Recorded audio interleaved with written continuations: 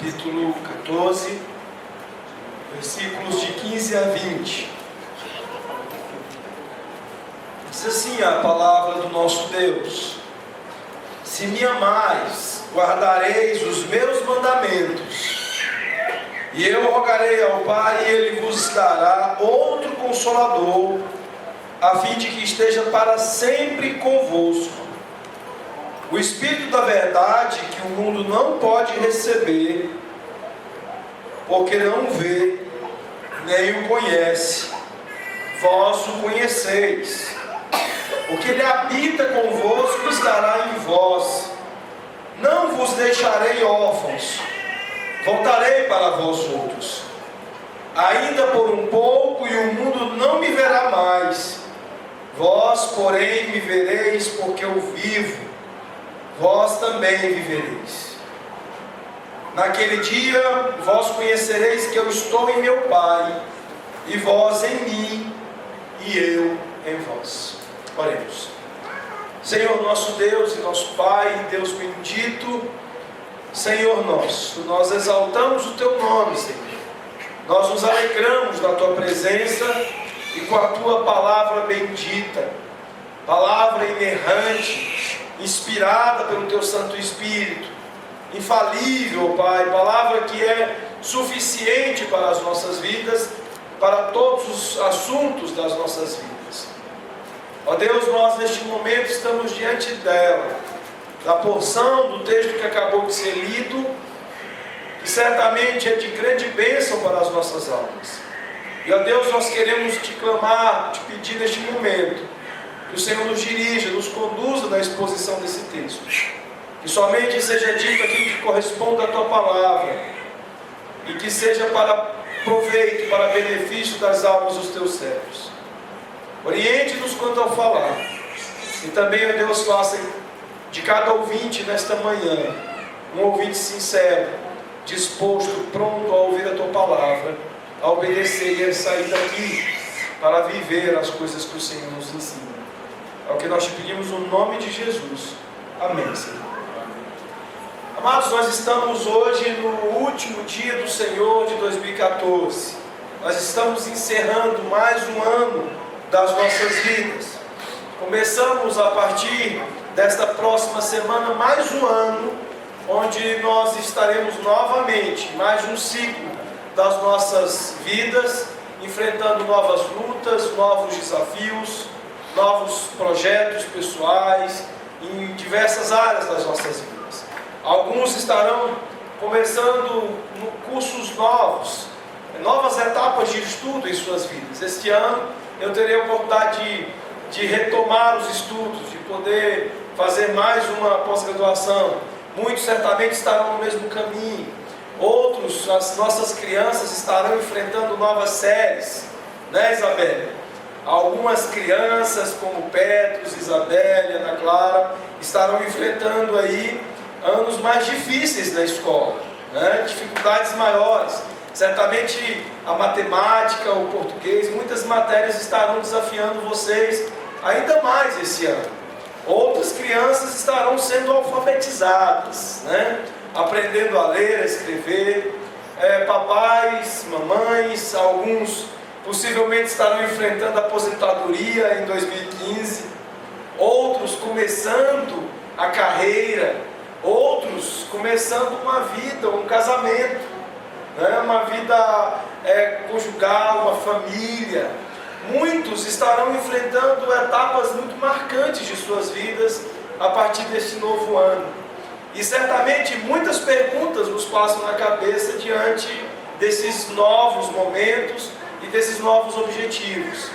E uma pergunta que esse texto nos ajudará a fazer tem certamente um grande papel em fazer com que as nossas vidas correspondam àquilo para o qual nós fomos feitos.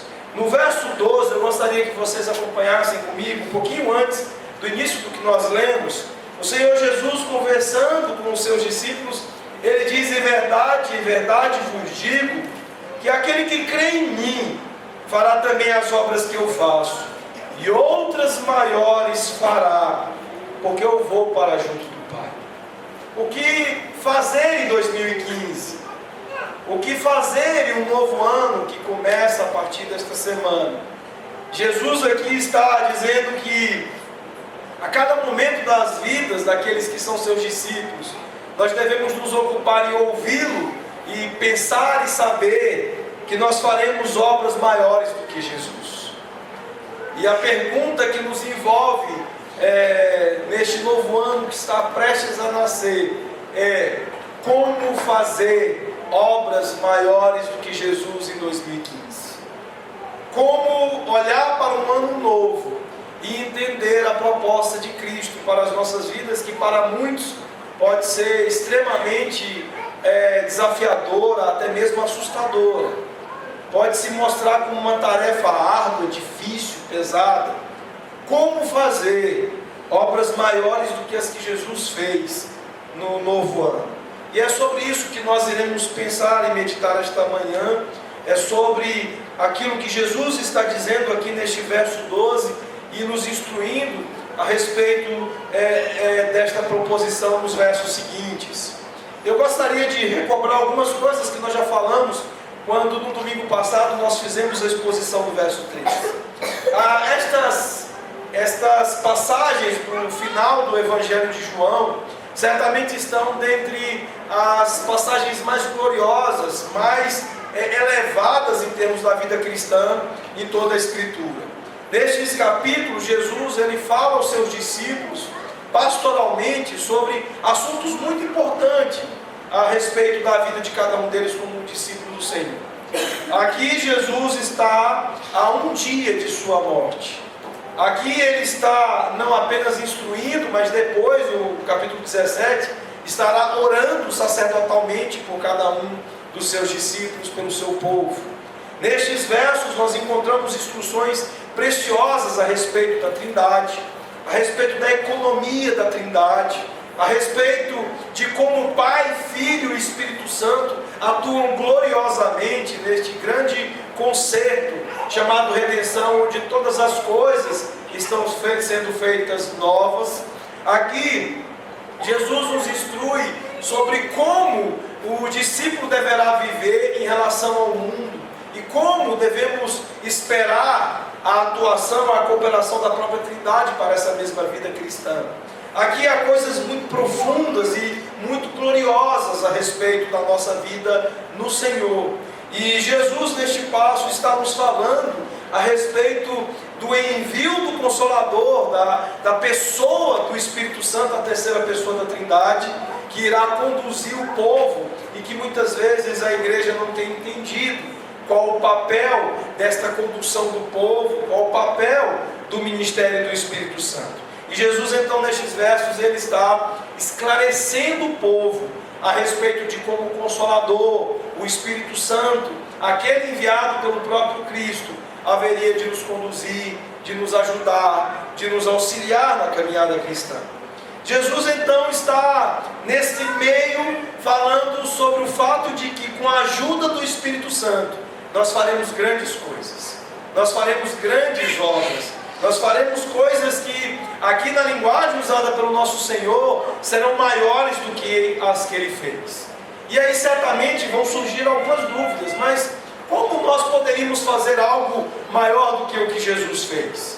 Se nós, por exemplo, pudéssemos eventualmente curar um corpo, curar alguém, e sabendo que isso apenas funcionaria por mais alguns anos, porque o corpo haveria de morrer, como que isso poderia ser maior do que uma obra que salvou almas por toda a eternidade? Jesus não está separando as grandes coisas do que Ele fez, das grandes coisas que Ele diz aqui que nós faremos e que são maiores do que aqui Ele fez. O que Jesus está dizendo é que estas obras maiores devem se referir a obras que fazemos com base na obra consumada dele mesmo, especialmente a proclamação do Evangelho a todas as nações. Jesus está dizendo que nós faremos grandes obras, grandes coisas, em clara conexão com a obra que Ele mesmo realizou. Há coisas e há privilégios em relação à obra que Jesus realizou, que ele fez questão de conceder aos seus discípulos. Uma delas é a proclamação do Evangelho bendito que ele veio anunciar, que ele veio estabelecer, que ele veio oferecer como quem oferece a si mesmo. Ele deu ao seu povo o privilégio de ver a colheita dos santos, dos eleitos, dos amados dele, Jesus. E é sobre isso que Jesus está falando aqui. E ele, nos versos 13 e 14, ele estabelece aquilo que será um meio fundamental para que nós possamos fazer estas grandes obras, estas grandes coisas. Vejam comigo, ele diz: e tudo quanto pedirdes em meu nome, isso farei, a fim de que o Pai seja glorificado no Filho. A oração é destacada aqui pelo Senhor Jesus como um meio muito importante para que possamos fazer obras maiores do que a que Ele fez. Para fazer obras que sejam grandiosas, por terem a base na própria obra consumada pelo Senhor Jesus. Ele está dizendo que tudo passará por pedirmos no nome dEle, por apresentarmos as nossas petições, os nossos pedidos ao Pai, para que sejam feitas estas coisas, para que sejam atendidas em nome dEle mesmo, tendo Ele mesmo como fundamento destas coisas, a fim de que o Pai seja glorificado no Filho. Uma coisa muito importante a respeito da economia da Trindade é que nós não entendemos a razão pelas quais as ações do Pai, do Filho e do Espírito, elas convergem, elas se direcionam. Há uma grande confusão nos nossos dias em relação ao ministério do Espírito Santo, por exemplo. Como se o Espírito tivesse vindo para exaltar os próprios crentes, para torná-los distintos, para fazer dos crentes figuras especiais, figuras espiritualmente distintas, qualificadas e até mesmo criando-se categorias de crentes, onde há crentes que são melhores, que são mais qualificados do que outros. Nós não conseguimos perceber, como em textos como esse, que o papel do Espírito Santo é fazer o Filho glorificado, assim como o próprio Pai se dispôs a ser glorificado no Filho. Jesus está então, em outras palavras, dizendo aqui que não apenas a oração está na base das grandes coisas que nós faremos, como também Jesus está dizendo que todas as coisas grandes que temos a fazer irão redundar na glória do seu nome, e Ele ser glorificado e Ele ser exaltado. Então, uma coisa também muito importante que nós precisamos estabelecer na nossa mente é que as grandes coisas que temos a fazer em 2015, elas estão seriamente comprometidas com a glória de Cristo, com a glorificação do Filho, que é o desejo do Pai e que é o ministério do Espírito Santo. Fazer de Cristo aquele que é glorificado em tudo que nós fazemos, e isso também estará na base das grandes coisas que temos a fazer em 2015. O apóstolo Paulo, entendendo bem esta coisa, como sendo a própria razão que está fundada na nossa criação, ele diz lá em 1 Coríntios, capítulo 10, 31, que quer comais, ou quer bebais, ou façais qualquer outra coisa, façais para a glória de Deus. Meus irmãos, entender a mensagem de Jesus nesse texto é entender o que Paulo está nos ordenando fazer neste versículo. Fazer de comida, bebida ou qualquer ato da nossa vida um ato onde Deus é glorificado, e fazer dos atos onde Deus é glorificado claramente, consistentemente, aquilo que Jesus está dizendo no verso 13, onde na vontade do Pai o Filho é glorificado. Portanto, as grandes coisas que nos esperam no novo ano são coisas que devem nos envolver em Cristo ser exaltado, em Cristo ser glorificado. Quando a Ana Clara estiver envolvida com seus estudos de matemática, ela precisa entender que não se trata de aprender matemática, não apenas, mas se trata de Cristo ser glorificado. Quando Isabelle estiver debruçada em estudos de ciências, Isabelle, não se trata de você aprender sobre biologia, sobre os animais, os mamíferos, apenas aprender sobre essas coisas, mas sobre Cristo ser glorificado. Quando Guilherme e Tainá estiverem fazendo seus votos matrimoniais diante de Deus, casando-se, como nós estamos já esperando animadamente para o início deste ano, não se trata apenas de realizar desejos do coração, não se trata apenas de fazer coisas, projetos e objetivos para a própria felicidade, mas se trata de Cristo ser exaltado, ser glorificado. Quando nós estivermos envolvidos com o nascimento de filho, Davi está a caminho, a Isis está a caminho, nós certamente teremos muitos bebês em 2015, eu creio que não serão apenas os dois, mais novidades virão por aí, mas não se trata apenas de ter os nossos filhos, mas se trata de Cristo ser glorificado. E Jesus, ele nos dá aqui 3 lições importantes, para que nós possamos, além da oração, e além da nossa atitude de exaltar o seu nome, de fazer todas as coisas para a glória do seu nome, poder fazer grandes coisas, obras ainda maiores do que as que ele fez. E é sobre essas 3 coisas que eu gostaria de fazer aplicações e considerações com os irmãos. A primeira delas é quanto ao fato da necessidade de obediência. Jesus está dizendo nesse texto que nós podemos fazer obras maiores do que as que ele fez, se obedecermos aos seus mandamentos por amor. Isso é o que nós vamos encontrar no verso 15. Nós ainda aprendemos nesse texto, nos versos 16 e 17, que nós podemos fazer obras maiores do que as que Jesus fez, se nós vivemos dependentes do Espírito Santo. E finalmente, nos versos 18 a 20, Jesus nos ensina que nós podemos fazer obras maiores do que as que ele fez, quando vivemos em união com o nosso Senhor ressuscitado. Em primeiro lugar, nós podemos fazer obras maiores do que as que Jesus fez, quando obedecemos aos seus mandamentos por amor. Vejam comigo o verso 15.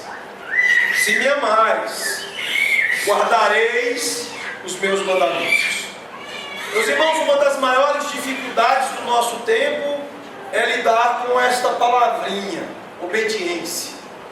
Ela não é, dentre as muitas expressões que não são simpáticas do nosso tempo, uma das mais simpáticas. As pessoas têm muita dificuldade com esta palavra. Quando nós falamos de cristianismo, falamos de lei do Senhor, falamos de mandamentos, as pessoas, não, mas é graça.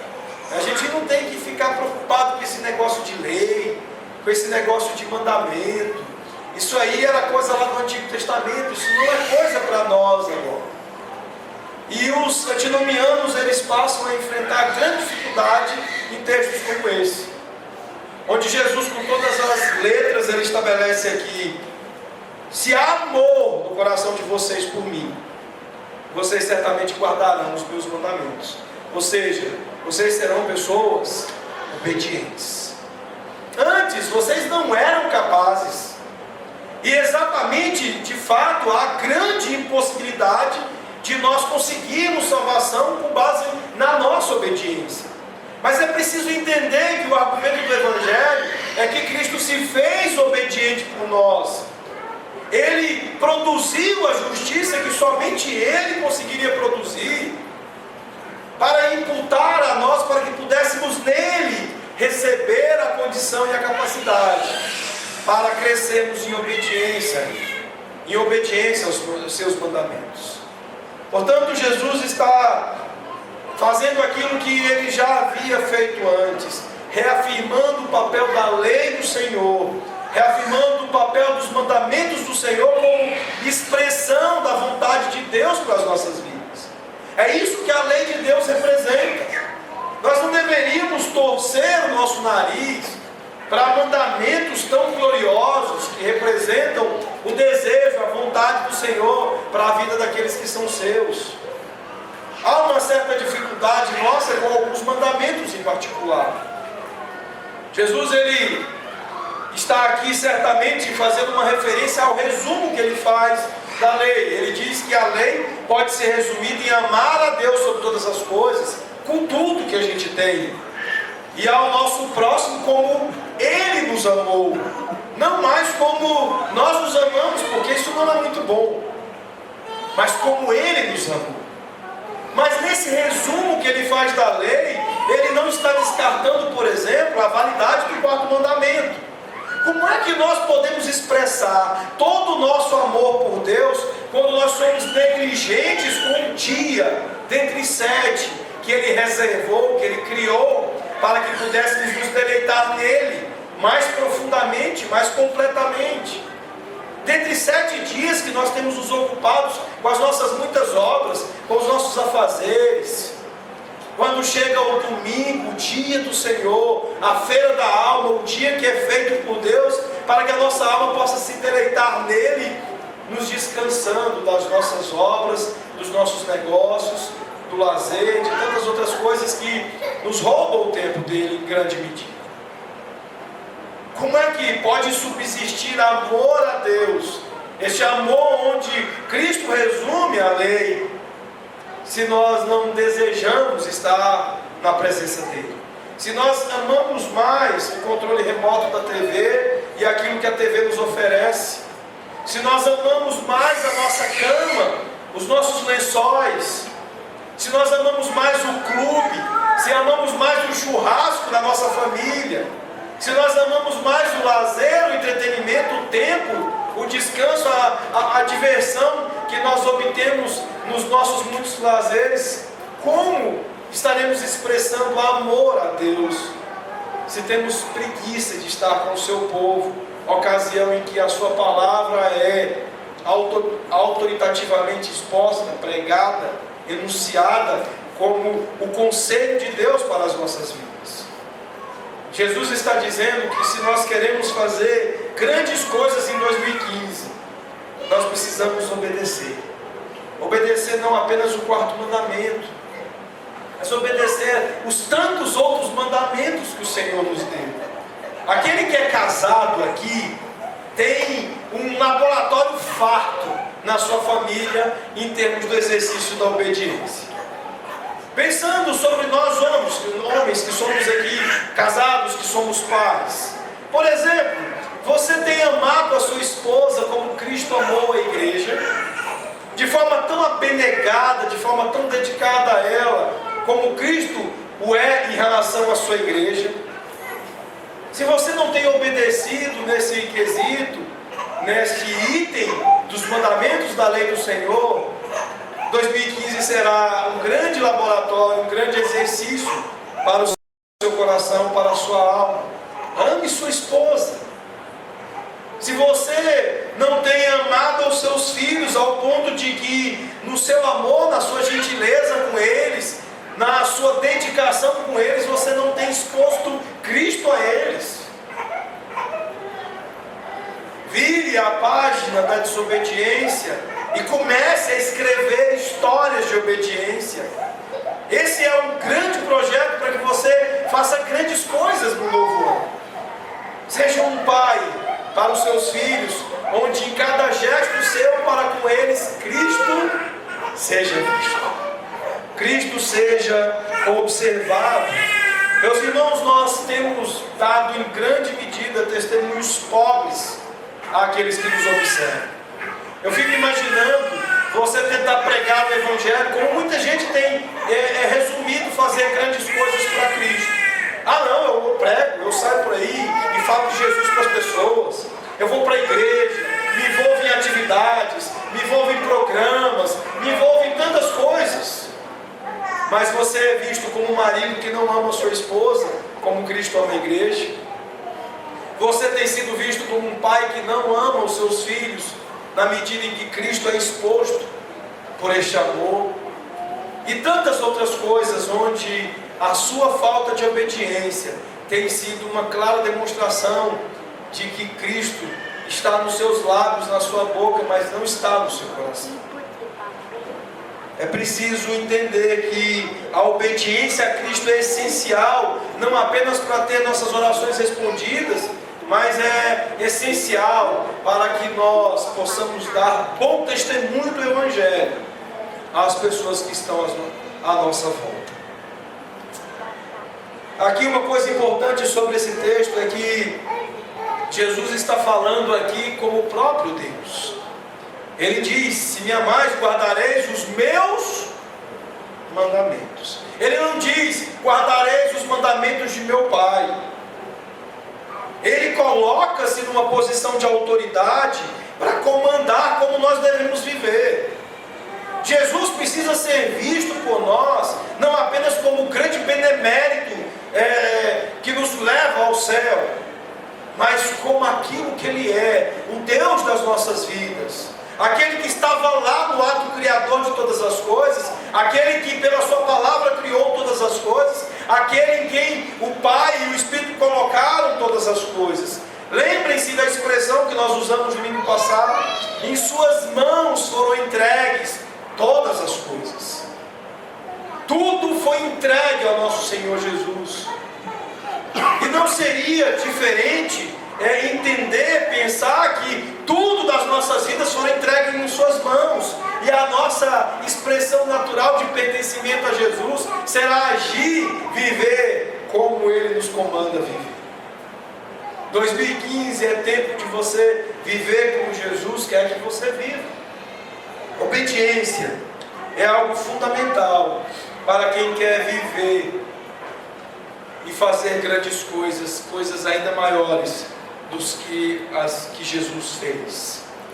Não apenas na família nós temos oportunidade para demonstrar obediência. O mesmo vale para as nossas relações na igreja local.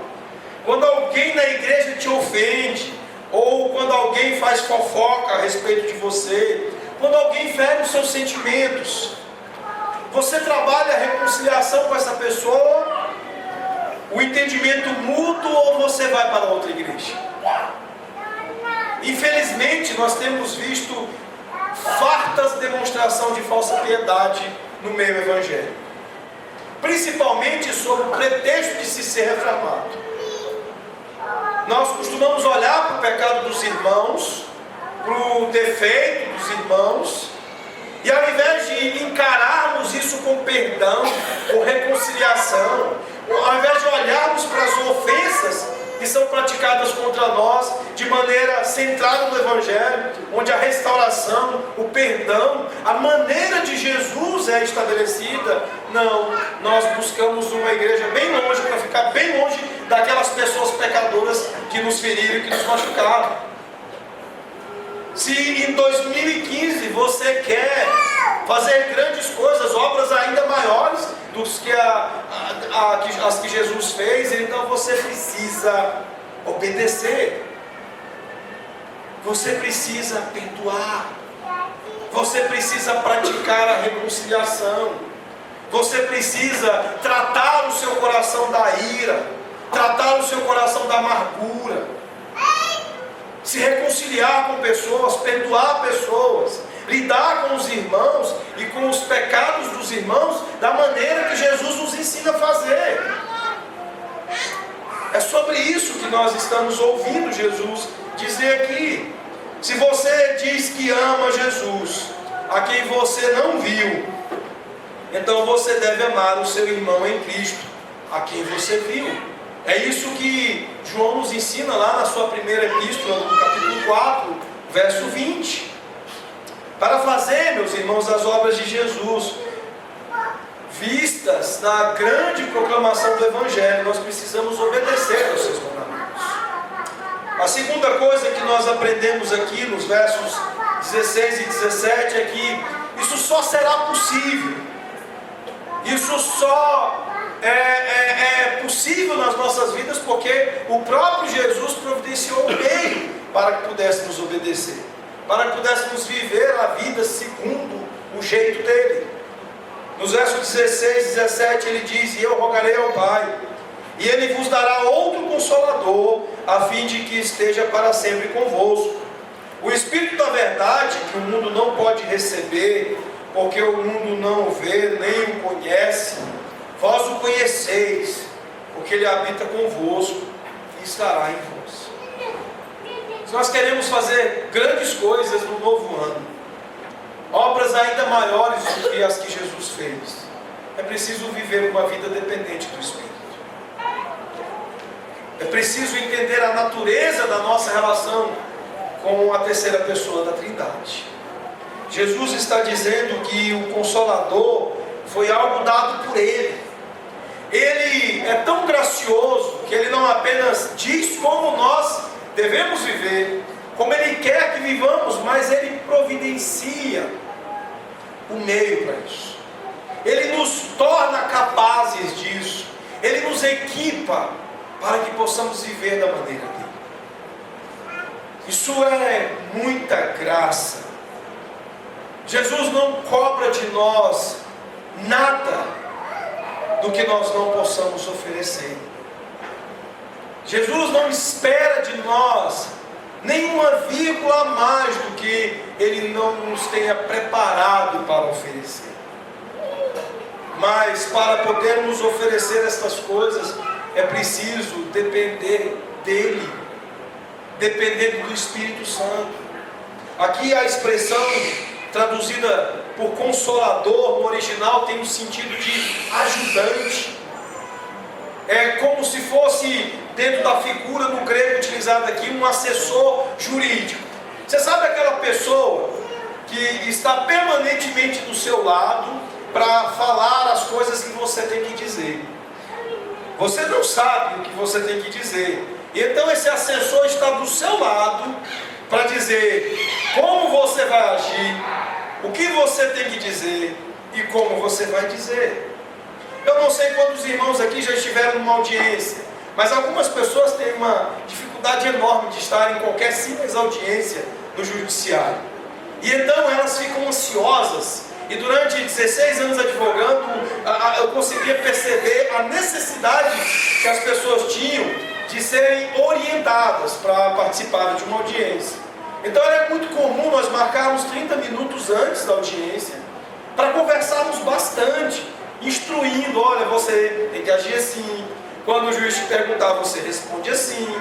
E passávamos todas as instruções para que a pessoa pudesse ficar mais calma e pudesse enfrentar a sua ansiedade. Aqui a figura do Consolador, do ajudante, ela tem esse aspecto, não é uma ideia completa a respeito de tudo quanto esse termo quer nos apresentar, mas nos ajuda a entender que o Espírito Santo é como se fosse esse assessor jurídico, que vai colocar-nos no entendimento do que devemos dizer, do que devemos falar, de como devemos agir. E Jesus nos concedeu isso para que pudéssemos fazer grandes coisas, obras ainda maiores do que as que Ele fez. Há uma grande dificuldade de entendermos a nossa relação com o Espírito Santo. Há extremos. Há aqueles que fazem do Espírito Santo uma força impessoal, manipulável. Não é uma pessoa, como a Escritura nos descreve, mas uma força mística que faz a gente fazer coisas esquisitas, embola a nossa língua e faz a gente pronunciar palavras estranhas e esquisitas. É aquilo que nos faz deitar no chão, virar de barriga para cima e balançar as pernas. O Espírito Santo não é isso. Ele é a terceira pessoa da Trindade. Ele é um ser soberano e não manipulável. Ele é a pessoa da Trindade que cabe habitar em nós, fazer de nós discípulos de Jesus unidos a Cristo, a justiça dele é o que Ele fez, a nos conduzir na vida, fazendo-nos frutificar as coisas de Jesus, o caráter de Jesus, como frutos dele nas nossas vidas. Aquele que Deus estabeleceu dentre as três pessoas da Trindade, não apenas para aplicar aos nossos corações a salvação, mas para nos conduzir por todo o caminho nela. O Espírito Santo, segundo a linguagem de João, é aquele que nos dá a vida, é aquele que está em oposição à carne, que, segundo as próprias palavras de João, de nada se aproveita. É aquele que, quando Jesus, em sua conversa com Nicodemos, ele disse que se alguém não nascer da água e do Espírito, não pode entrar no reino dos céus. É aquele que faz surgir vida onde só havia morte. É aquele que faz com que todas as coisas se tornem novas. O Espírito Santo é aquele que está do lado do acusado, para lhe orientar, para lhe ser por assessor jurídico. É aquele que tem nos assistido em todas as coisas na nossa vida cristã. Não é apenas aquele que vem para te dar um conselho eventual, um consolo eventual. Quantas vezes nós achamos que o Espírito Santo é como um terapeuta? De vez em quando eu vou lá e ele me consola. De vez em quando eu vou lá e ele me terapiza. O Espírito Santo não é isso. O Espírito Santo é aquele que habita a tua alma e faz Cristo reger a tua existência. É aquele que em todas as coisas ele vai fazer a sua vida ser uma expressão de Cristo glorificado.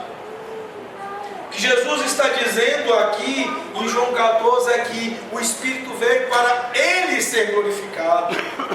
O Espírito não veio para se glorificar, mas para fazer de Jesus glorificado, exaltado não apenas na pregação, na proclamação do Evangelho, mas na vida de cada crente, em cada gesto, em cada fruto, em cada obra de cada crente.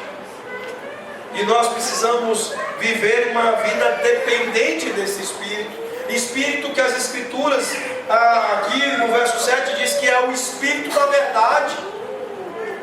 O Espírito que não age fora do seu próprio instrumento maior de revelação do conhecimento de Deus, de revelação do conselho de Deus àqueles a quem ele se coloca como consolador.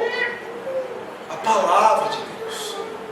Uma coisa que nós temos visto muito em nosso tempo, como uma expressão de desobediência que nós já falamos, mas também de desconhecimento do papel do Espírito da palavra, jovens se envolvendo em julgo desigual ou em vida contrária à lei de Deus. Em certas ocasiões nós ouvimos até apelos falsamente espirituais para essa desobediência. A lei de Deus proíbe a relação entre o crente e o incrédulo. E muitos jovens têm dito assim: não, mas eu tenho sentido uma paz no meu coração. Eu tenho sentido de alguma maneira que Deus quer isso. Alguns criaram o conceito do namoro missionário. E então nós temos gente viva com cadáveres se juntando, se casando, se envolvendo, a pretexto de que possivelmente o Espírito Santo tem alguma intenção a fazer isso. Nós precisamos aprender aqui de João 14, 17, que o Espírito é da verdade. Ou seja, ele jamais contraria a palavra de Deus. Ele jamais agirá em desacordo com a palavra de Deus. O Espírito, ele tão somente confirma a verdade, a lei de Deus, fazendo-a frutificar no coração dos crentes. Se você acha que uma vida imunda, que uma vida de acordo com os padrões desse mundo, é algo que tem a ver com a aprovação do Espírito Santo, com a aprovação de Deus, então você não está entendendo o Evangelho e aquilo que Cristo fez na sua vida. Algumas pessoas têm dificuldade de depender do Espírito, porque têm dificuldade de entenderem como é que essa nossa relação com Ele funciona. Há muita gente que acha que nós vamos entender que somos habitados pelo Espírito Santo por uma via hormonal. As mulheres entendem disso mais do que os homens, né? O quanto os hormônios criam sensações, sentimentos, algumas vezes quase que explosivos. Mas o Espírito Santo não diz respeito a sentimentos, a calores físicos, a esse tipo de inquietação. É preciso entender que todo o ensino da palavra de Deus sobre a nossa relação com o Espírito Santo diz respeito não a sentimentos subjetivos, mas a realidade da presença do Espírito Santo em nossas vidas através dos seus efeitos. Paulo em Gálatas 5, ele vai falar dos frutos do Espírito em oposição às obras da carne. Se você quer saber se você é espiritual, habitado pelo Espírito Santo, dependente do Espírito Santo, é preciso ver os frutos da sua vida. E não tentar buscar sensações, queimações, qualquer tipo de sentimentos subjetivos com relação a sensações desse tipo. Mas olha os seus frutos. A palavra de Deus enumera vários deles. Por exemplo, tem algumas pessoas que a vida é caracterizada, é marcada pelo ódio, pela depressão, ansiedade, frustração, indiferença para com os outros, egoísmo, falta de confiabilidade, insensibilidade, cede a qualquer tentação. Meus irmãos, estas coisas são opostas aos frutos do Espírito. Estas coisas, elas apontam para a ausência do Espírito. Enquanto que a palavra de Deus diz que os frutos do Espírito são alegria, amor, paz, longanimidade, benignidade, bondade, fidelidade, mansidão e autocontrole. É o que nós encontramos em Gálatas 5, 22 a 23. Se você pratica estas coisas, então você está vivendo em dependência do Espírito. Então você de fato vive uma vida que mostra pelos seus efeitos que o Espírito habita em você. O Espírito Santo, se ele habita em você, isso significa que ele mudou o seu coração e ele mudou os seus desejos. E então você estará apto a viver uma vida onde grandes obras, maiores até do que as que Jesus fez, serão feitas. E feitas não apenas no novo ano, mas por toda a vida. Finalmente, os versos 18 e 20. Não vos deixarei órfãos, voltarei para vós outros. Ainda por um pouco e o mundo não me verá mais. Vós, porém, me vereis, porque eu vivo. E porque eu vivo, vós também vivereis. Naquele dia vós conhecereis que eu estou em meu Pai, e vós em mim, e eu em vós. Jesus está dizendo que além de obediência, de dependência do Espírito, para fazermos grandes obras, ainda maiores do que as que Ele fez, é preciso viver uma vida em união com Ele. É preciso entender aquilo que nós cantamos antes. Porque tenho a Ti. Tudo na minha vida faz sentido, porque tenho a Ti. Você tem compreensão de viver uma vida unido a Jesus? Vamos falar rapidamente sobre algumas consequências disso.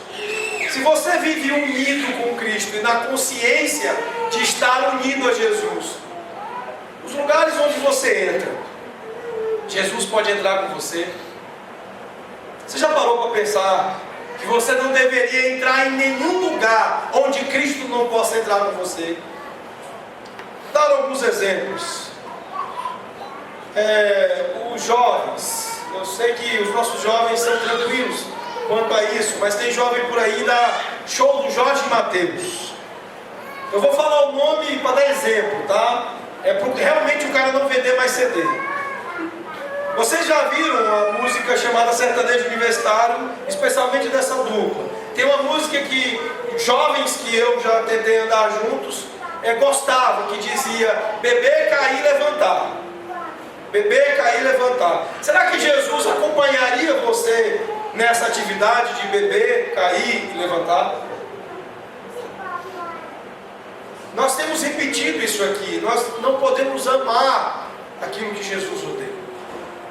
Nós precisamos amar o que Jesus ama e odiar o que Jesus odeia.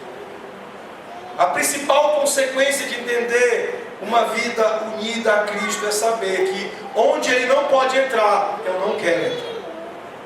Aquilo que Jesus não quer ver, eu não posso querer ver.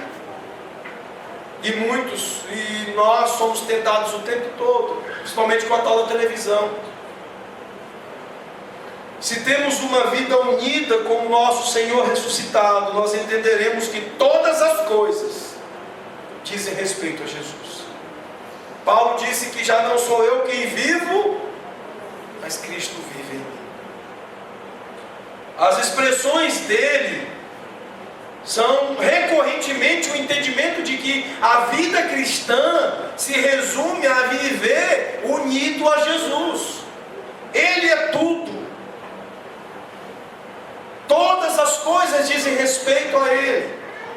E será assim que Ele será glorificado, quando todas as coisas forem vistas como necessárias a darem glória ao nome dEle, a serem por honra ao nome de Jesus, a representarem tudo para Jesus. Nós precisamos medir todas as coisas nas nossas vidas em razão disso. Nós temos criado os nossos filhos para Jesus? Será que nós temos consciência de que eles são de Jesus? Ou nós criamos os nossos filhos para nós mesmos? Há muitos testes que você pode usar para fazer isso. Há poucos dias o pastor Carlos nos forneceu um excelente. O quanto ao fato de que nas igrejas os crentes estão criando seus filhos para fazerem sucesso. Nós escolhemos a escola dos nossos filhos, não o quanto Cristo será promovido nos nossos filhos, mas o quanto o mundo será promovido para os nossos filhos. Nós criamos os nossos filhos para eles serem elogiados e não para eles serem perseguidos por conta da piedade. Isso mostra o quanto nós não entendemos o que é viver uma vida unidas ao Senhor ressuscitado. Paulo usa expressões como em Cristo, como por exemplo em Efésios 1,7 que diz: no qual temos a redenção pelo seu sangue, a remissão dos pecados. Ele diz que temos toda sorte de bênção espiritual nos lugares celestiais em Cristo. Meus irmãos, o maior tesouro das nossas vidas é o Senhor Jesus. E o verdadeiro entesouramento da vida é viver com essa consciência e consistente com a realidade de que nós estamos unidos a Ele. Se queremos fazer grandes coisas no ano novo, em primeiro lugar, é preciso obedecer. Porque aquele que ama Jesus, guarda, vive, obedece aos seus mandamentos. Se queremos fazer grandes coisas em 2015, no ano novo, é preciso viver uma vida dependente do Espírito.